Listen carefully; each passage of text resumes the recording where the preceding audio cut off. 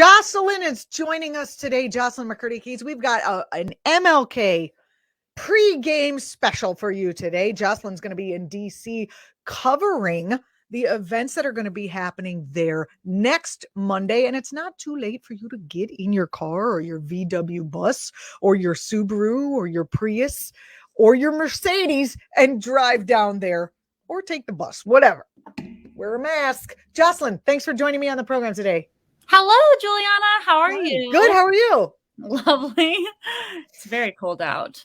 Oh, yes. So cold. Unless you're in the South, and then you're dying because there's no such thing as climate change, according to our last segment. Anyway, what's going on in DC next week on Monday? Oh, boy. So there is some drama over MLK Day, and it's not MLK's son's fault. Let's put it that way. What is happening? Tell people. You know, we've talked about voting rights a lot on the show. And just to recap for people, Black voters turned out in historic numbers in 2020, which launched this aggressive voter suppression push in 2021. We had 400 voter suppression bills introduced in state legislatures all over the country. And meanwhile, the people who got elected by these Black voters, the Democrats in Senate and the White House, have just been playing kind of coy with the issue, allowing Manchin and Sinema to obfuscate the whole process, not pushing hard enough to remove the filibuster. And so MLK Jr. III, Martin Luther King's oldest son, is saying, hey, you know what? We're not going to just pretend this is all normal, because you all are not doing your job and keeping your promises to Black communities in America. We're going to do our own thing. So instead of engaging with the political events around MLK Day, they're sort of protesting it and doing their own thing. A peace walk at 9 a.m. in DC and actions in Arizona. So there are events, other events scheduled to go on by other groups. Is that right? That is true. And the website for Deliver for Voting Rights is the website where you can find things in your local area, or again, come to DC, where Martin Luther King Jr. gave his famous "I Have a Dream" speech. Yes. Memorial. All right, so you're going to be there, is that right? I am. I think that we, a number of us are actually on the act.tv team. It should be a really beautiful day with a bittersweet tone, right? Because this is a day that ideally we're celebrating one of the greatest leaders, organizers, thinkers of modern history. And instead, what happened over the past fall is we were covering all these voting rights actions. And every single time I'm there, I'm talking to people who marched for this last time. We tend to think of Martin Luther King as being this transcendent historical figure, but it wasn't that long ago. Most of our grandparents are around his age.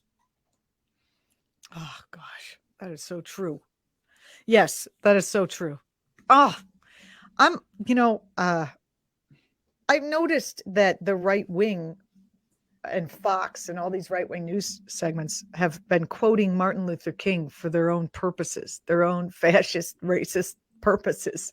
What are your thoughts on what's going on in terms of, the rhetoric wars that we're seeing today and how they affect the celebrations that are going on the in Washington next week? Well, I think there's a social and historical trend that we need to be aware of as consumers of media, just citizens, that when somebody who radically alters the way we view human rights, a generation passes, a couple generation passes, we start to embalm them in this neutral gauze of like, oh, I would have loved MLK if I were alive at his time. No, you wouldn't. Same thing with Gandhi. Gandhi was a disruptor. MLK was a disruptor. Dorothy Day has an amazing quote that I love. Don't call me a saint. I don't want to be dismissed that easily. And it's what we do. We put these people who, Martin Luther King desegregated, was instrumental. In the minute he started talking about war, that war is not good, he even lost the left, right? or the halfway left, or whatever. It was a very tumultuous time, which I think it's just so easy for us to forget because we're hand delivered this history in a very G-rated way. I mean, We're I don't. also living through like yeah, you're right. It's so just all of the depth of it is just squeezed out of it so they can be a cartoon character in a book that's not taught in history in local elementary school, local schools. Apparently, you can't teach about that. It's so funny. I don't know if Juliana, if you got this one too, but when I was in elementary school, we literally watched a cartoon about Martin Luther King's life. I can't remember. It was like Martin and Me or something. It was great, by the way. It was actually a really good cartoon for kids about the civil rights movement. But the problem with this way of viewing history as sort of a passive participant, it's like those other people won the rights for us, and now we're free, and it's all done. It's over. Thank you for coming to Civil Rights Spirit Week. And what Martin Luther King Jr.'s kids are saying is, hey, so those very things that you're celebrating are not here anymore. Mm-hmm. And it's an insult to our father. It's an insult to us. It's an insult to Black people and working class people all over this country who are finding their voting rights threatened explicitly and implicitly. It's so funny. People forget that Black Americans Black men got the right to vote. But then what happened is they implemented all these footnotes, poll tax, ridiculously invasive tests about all this random erudite knowledge you need to vote. And now they're doing the same thing. They're making polling places as hard to get to as possible. They're saying you need all these forms of ID. You can't do mail-in ballots. It's the same thing.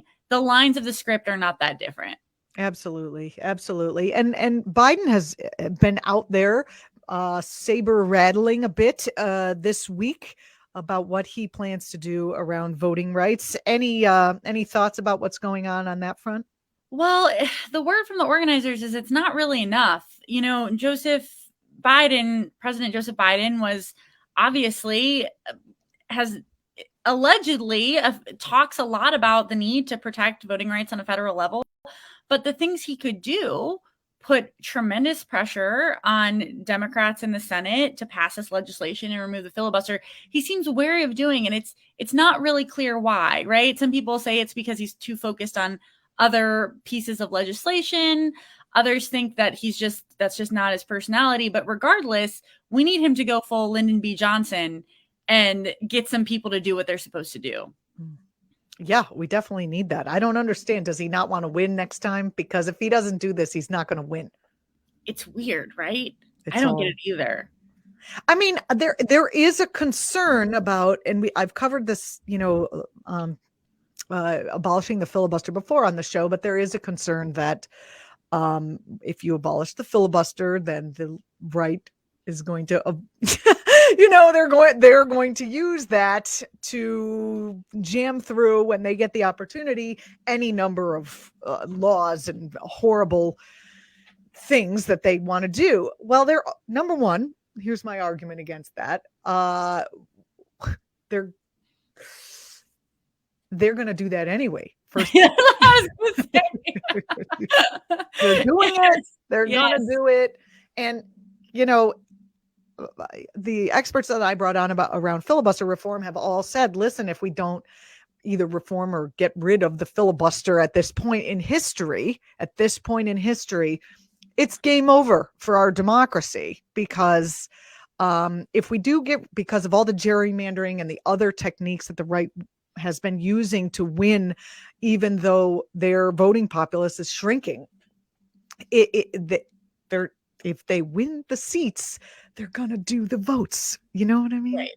Yeah. And I love that you say that, Juliana, because I think a lot of people are just so desensitized to this state of affairs, to the electors being so psychologically and legislative disparate from the electorate. We forget that's not a democracy. If what you have is popular support for everything we want, healthcare reform, climate crisis interventions, police reform, and electors who are voting and creating legislation that is incredibly opposite of that, that is by definition not a democracy. And it has not always been this extreme of a divide.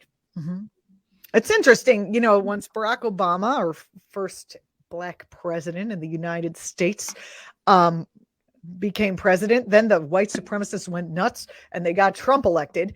And now that it's like now that African Americans came out and supported the wave for Biden, these people want to take away their votes. It's really like the oppression is certainly not,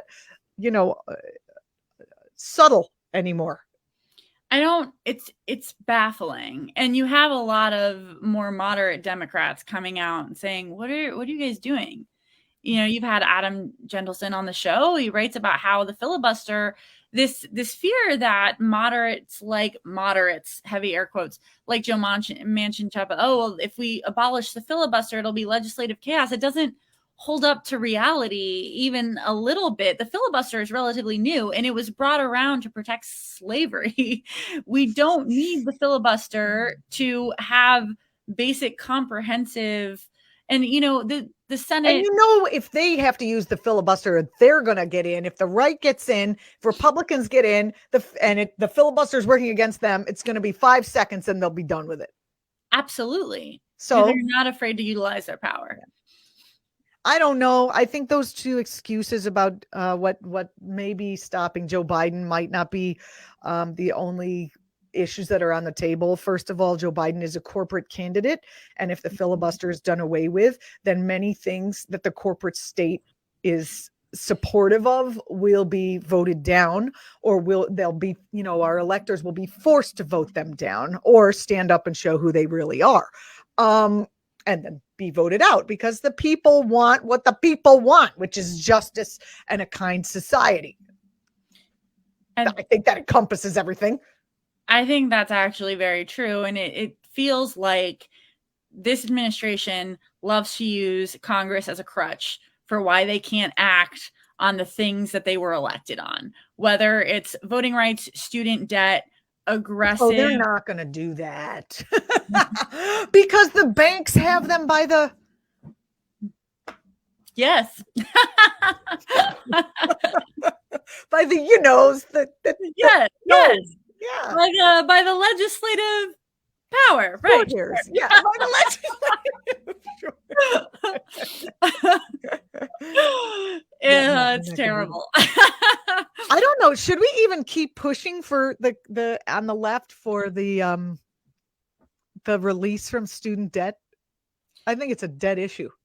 It's an interesting question, because I think, it's what I'm excited about, at least, is that it's getting talked about more and more as what it is. The mainstream media has done that very good job of, sorry, I'm echoing. Can you guys hear that? No, it's okay. You're good. Okay. The mainstream media has really betrayed the American public, covering this in a bungled way. Oh, these are just rich people who want their loans forgiven. That's not true at all. Sure, 35% of people with student debt are in fact upwardly mobile professionals, but most are people who are working class students who that was their only way forward into an education. And what we're not talking about is the fact that a couple generations ago, the jobs that college graduates are applying for didn't require a college degree, which they now do, making it essentially a $200,000 ticket of admission to a $35,000 entry-level job. It's just so messed up. Yes, you said it, my friend. You said it, Jocelyn McCurdy-Keats of act.tv.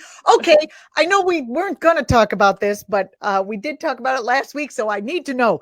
The Sirota interview, how did it go? It was actually really great. I was very nervous because, I don't typically talk to Hollywood producers on a Friday morning, maybe they always come in on Saturday afternoon. Yeah, exactly. That's my Saturday, guys.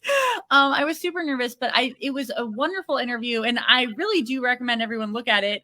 Alex and I don't talk that much. It's mostly David Sirota talking about Don't Look Up, and how, when I asked him your question, Juliana, about how much is the media complicit in this thing, and how much of your work as a journalist, he had a really good answer. He said, working as a journalist, whether on the climate crisis or any number of issues. He talked about covering the Andrew Cuomo nursing home scandal. Mm. It's just incredibly difficult to get the actual stories to land right now. Mhm. Because we're all living in this diffuse digital distraction machine where we're like, oh, like Snapchat, TikTok, this pundit is sleeping with that pundit. It's like, no one cares, you know, it's much, and it's true. I don't want to sound like an old person because I'm obviously on social media. I like old people. I think But- they're right about everything. Except Right, I for mean, the it's- stuff they're wrong about. Anyway, We forget that it wasn't that long ago where you got your information from an actual held in hand paper and you were reading actual journalism. There wasn't this same prism of misinformation that could echo around the country and have people storming the Capitol. Like it's so a upsetting. scary new world. Yeah. I mean, you have to push back a little because a lot of that journalism is also kind of propaganda-ish as well. That's but true. what we have That's now true. is crazy town. You know, it's Yes. it's crazy town. It's crazy town. I encourage everyone to go to Act TV's YouTube page and watch the show with David Sirota. It's at Solidarity Live from this past Friday with Jocelyn and Alex Lawson. Thanks so much for being on the show, Jocelyn. I appreciate it. Thank you so much, Juliana. Bye, We guys. look forward to on Tuesday. You'll be back, right, to talk about what happened on MLK Day, and you'll have clips and all kinds of stuff for us. Yes. Yeah. All right. Awesome. We look forward to it. Thanks so much, Thanks, Jocelyn. guys. Bye.